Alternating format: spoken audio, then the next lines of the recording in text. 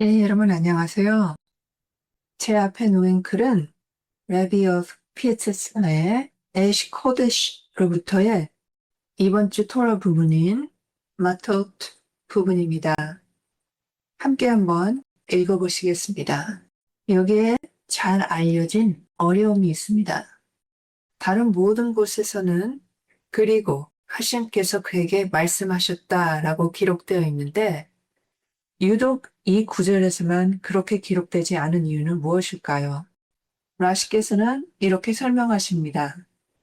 모든 예언자들이 이렇게라는 표현으로 예언하셨지만 모시께서는 그들을 뛰어넘어 드발, 이것이 그 말씀이다 라는 더욱 직접적인 표현으로 예언하셨다는 것입니다.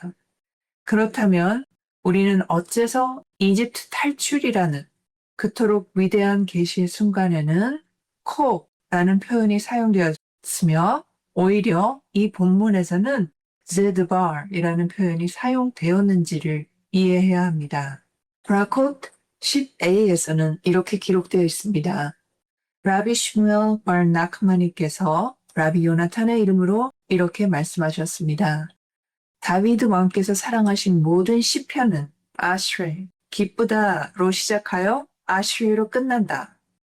토사포트에서는 여기에 대한 반문을 제시합니다. 왜 모든 시편입니까? 아슈레로 시작하는 다른 시편은 1편을 제외한 나머지에서 찾아볼 수 없지 않습니까? 즉, 시편 1편 아슈레 하이시만 아슈레 하이시고 2편에서는 라마 락슈로 시작하기 때문입니다. 하지만 사실은 이 두 장은 한 시편이기 때문입니다. 이에 토사폿은 이렇게 답합니다.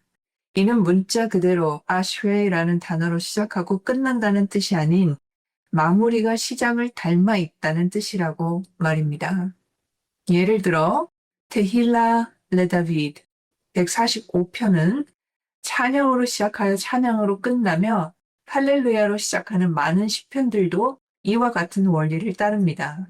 어째서 다비드 왕께서 사랑하신 모든 시편은 그 마무리가 시작을 닮은 형태로 지어졌는지 우리 수준에 맞게 조금이나마 이해해 봅시다. 조알 2a 서문에서는 이렇게 기록되어 있습니다. 비나는 누구의 측면이니 이는 물음의 대상은 되지만 완전히 파악될 수는 없는 것, 즉 우리의 이해를 초월하는 것입니다. 반면에 마우쿠트는 무엇의 측면입니다. 왜냐하면 사람이 묻고 탐구하며 한 단계 한 단계 살피고 알아가다가 마침내 모든 단계의 끝에 다다랐을 때 내가 무엇을 알았느냐, 무엇을 깨달았느냐 하는 물음 앞에서 결국 모든 것이 처음처럼 여전히 감추어져 있음을 깨닫게 되기 때문입니다. 이것이 바로 마우쿠트의 근본적인 티쿤, 교정입니다. 즉, 마의 측면이 그 안에서 드러나는 것입니다. 밤에 떠오르는 달, 곧 마우쿠트가 두 왕이 하나의 왕관을 쓸 수 있겠는가라고 말하며 제람핀과 동등해지고자 했을 때 결함이 생겨났고 그 교정은 가서 네 자신을 줄이라는 말씀이었음이 잘 알려져 있습니다. 그러므로 마쿠트가 마의 측면에 있을 때가 바로 그의 교정입니다. 사람도 마찬가지입니다. 네가 무엇을 알았느냐, 무엇을 깨달았느냐, 보라, 모든 것이 감추어져 있다라고 조알에서 말한 것처럼 토라를 향한 모든 노력과 성취를 이룬 후에 자신이 참으로 섬기지도 깨닫지도 못했음을 알게 되면 그 사람 안에서 호크마, 지혜가 드러나니 이것이 마의 힘입니다. 이는 상위의 호크마가 하위의 호크마 안에서 드러나는 것이니 잘 알려진 대로 마우쿠트가 곧 하위의 지혜이기 때문이며 아버지가 딸에게 자신의 성품을 씌웠다는 원리가 여기에도 적용됩니다. 다비드 왕은 마우쿠트의 측면이십니다.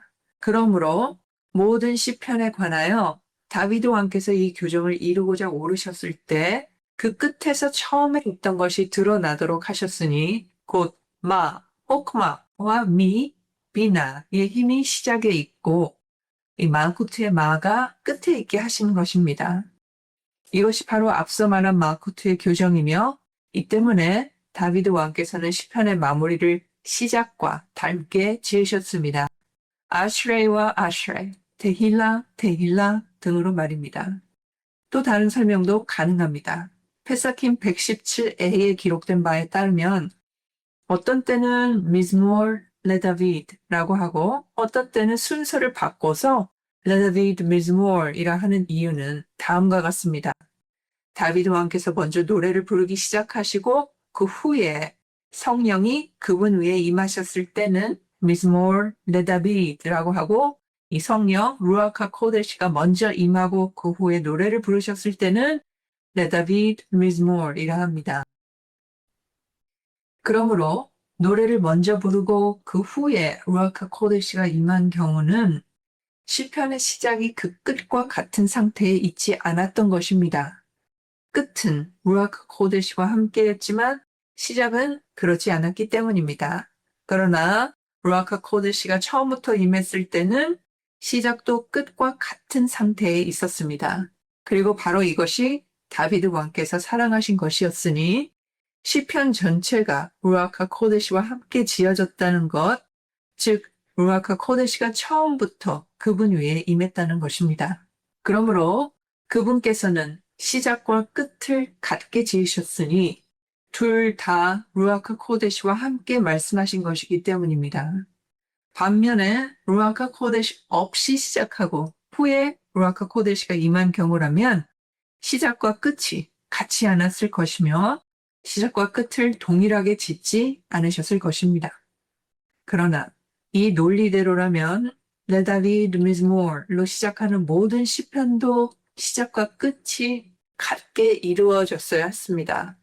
앞선 탈무드의 말씀처럼 루아카 코데시가 먼저 임하고 후 노래하셨기 때문입니다. 하지만 실제로는 그렇지 않습니다.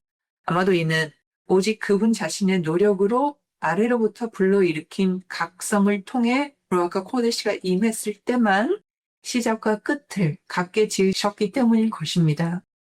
그때는 그분 자신이 시작에서도 끝과 같은 수준에 계셨기 때문입니다. 반면 슈키나가 위로부터의 발현을 통해 임하셨을 때는 시작이 끝과 같지 않았으니 시작은 위로부터만 임하는 슈키나가 있고 끝에서야 아래로부터의 각성도 함께 있었기 때문에 끝과 시작을 같게 짓지 않으셨습니다. 그리고 탈무드가 다비드 왕께서 사랑하신 모든 시편이라고 정확히 표현한 것은 그 사랑함이 다비드 왕 자신의 섬김과 아래로부터의 각성이 있었음을 뜻합니다. 그럴 때 그분께서는 시작과 끝을 같게 지으셨습니다. 이로써 우리는 탈무드가 특별히 아슈에로 시작한다고 말한 이유를 이해할 수 있습니다. 토사폿의 설명에 따르면 반드시 아슈에일 필요는 없이 테힐라나 할렐루야 등으로도 시작하고 끝맺을 수 있었을 것입니다. 그러나 슈키나가 처음부터 아래로부터의 각성을 통해 임하셨을 때만 시작과 끝이 같게 지어졌고 그분께서 처음으로 아래로부터 루아카 코데시를 불러일으키신 순간은 곧 그분께서 아슈에로 기쁘다를 느끼신 순간이며 슬픔과 고통 속에 있던 순간이 아니었습니다. 그러므로 탈무드는 아슈에로 시작한다고 말한 것이며 이것이 바로 다른 모든 시작과 끝맺음이 서로 같게 된 원인이었기 때문입니다. 자, 잠깐만 여기서 한마디 보태자면 제가 카발라에서 배우는 부분은 빛은 늘 변함이 없다는 것입니다. 우리가 알 수 있는 것은 우리가 그 용기이며 그 용기에 해당하는 포인트 오브 뷰로 말을 하기 때문에 영이 있고 어떨 때는 사라지고 슈키나가 있었다 없었다 하는 게 아닌 우리가 어떠한 사정이나 어떠한 상태에 있어서 이것이 발현으로 나타나느냐 아니면 우리가 각성으로 섬김의 자세를 임하느냐에 따라서 그 상태가 달라질 수 있다는 것을 얘기하는 것뿐입니다. 다시 말해서 빛은 항상 늘 변함이 없습니다. 슬픔과 고통의 때에는 루아카 코데시를 이끌어낼 수 없습니다. 하심께서 지켜주시기를. 아리잘의 샬 하케두샤에는 예언자는 고난 중에도 기쁨 안에 있어야 한다고 기록되어 있으며 이것이 예언자의 조건 중에 하나라 말씀하십니다. 엘리샤께서는 내게 악사를 데려오라고 말씀하셨으니 이는 자신을 기쁨으로 이끌기 위함이었습니다. 그분이 항상 기쁨 안에 계셨음에도 불구하고 슬픔이 그 기쁨을 감소시키지 못하도록 하여 아래로부터의 각성을 통해 필요한 레벨의 루아카 코데시를 자신에게 이끌어내셨던 것입니다. 그리고 아마도 이것이 예언자 예레미야후께서 성전 파괴 이전에 에이카를 미리 기록하신 이유 중 하나일 것입니다. 우리 현자들께서 말씀하신 대로 이 책은 바루크 벤 네리야께서 예레미야후의 입으로부터 받아 적으신 것이었습니다. 앞서 말한 이유에 따르면 이는 루아카 코데시와 함께 말씀하신 것이었습니다. 예레미야 36장의 말씀처럼 하신께서 그것을 기록하라고 명하셨기 때문입니다. 하지만 성전 파괴 이후에 그분께서는 너무나 큰 슬픔에 빠지셔서 에이카조차 루아카 코데시와 함께 말씀하실 수 없으셨습니다. 왜냐하면 루아카 코데시와 함께 울고 애곡하는 것조차 어느 정도의 기쁨 없이는 불가능하기 때문입니다. 그러므로 그분께서는 성전 파괴 이전에 미리 그것을 기록하셔야 했던 것입니다. 예언은 슬픔 속에서는 불가능하며 탈무드는 할라카를 말하는 것도 마찬가지라고 말합니다. 평범한 할라카를 말하는 데에도 기쁨이 필요할진데 하물며 고난에서 비롯된 강론을 전하는 것은 마음이 무너지고 영이 짓눌린 때에는 불가능합니다. 그리고 때로는 스스로를 강요시킬 수조차 없고 그토록 큰 무너짐과 좌절 속에서 말하거나 강론할 수 없는 때도 있습니다. 하신께서 자비를 베푸시기를.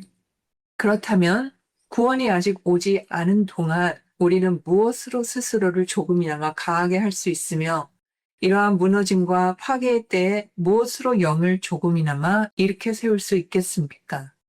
무엇보다 먼저 기도와 신뢰를 통해서입니다.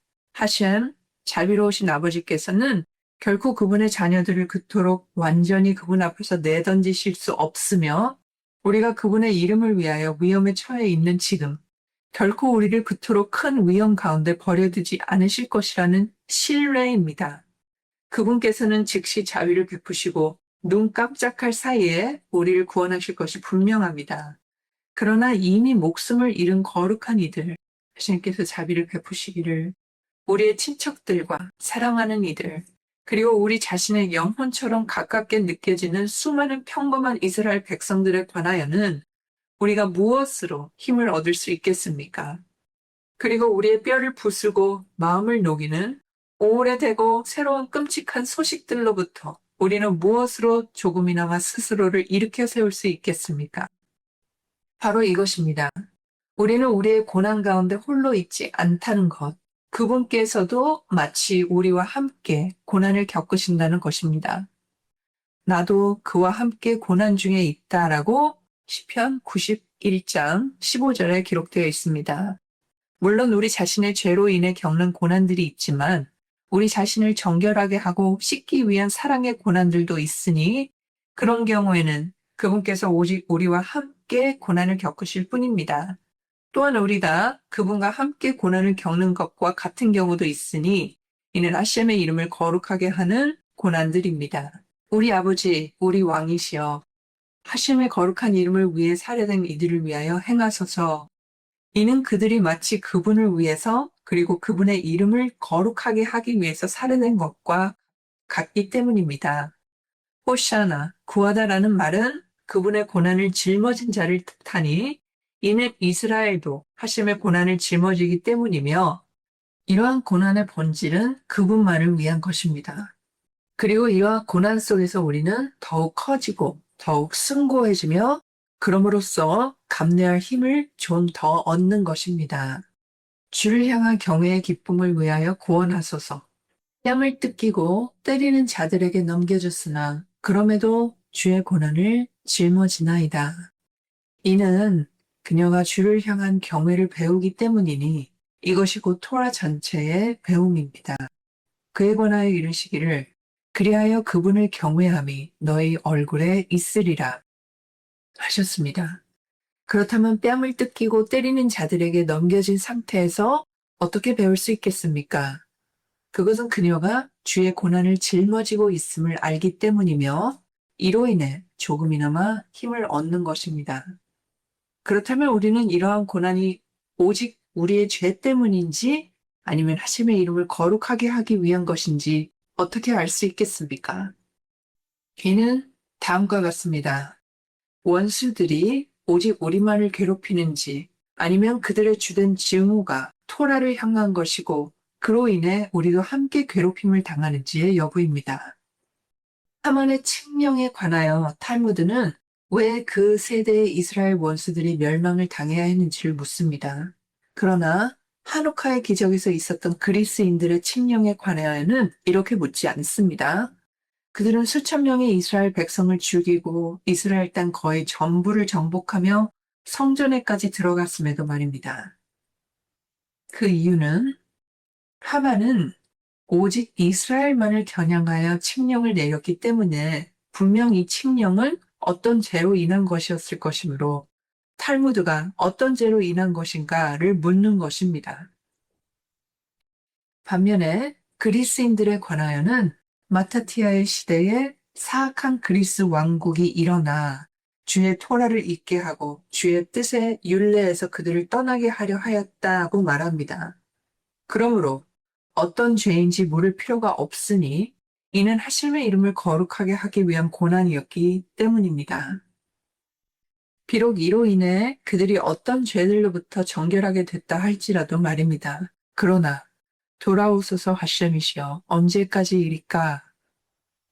이스라엘은 하심의 이름을 거룩하게 하기 위하여 자신의 영혼을 바치니 하심께서 그분의 백성과 그분을 위하여 살해되고 고난받는 그분의 자녀들에게 부디 자비를 베푸시기를 바랍니다. 그리고 괴가 나아갈 때에 모세께서 말씀하시기를 일어나소서 하심이시여 주의 원수들을 흩으소서.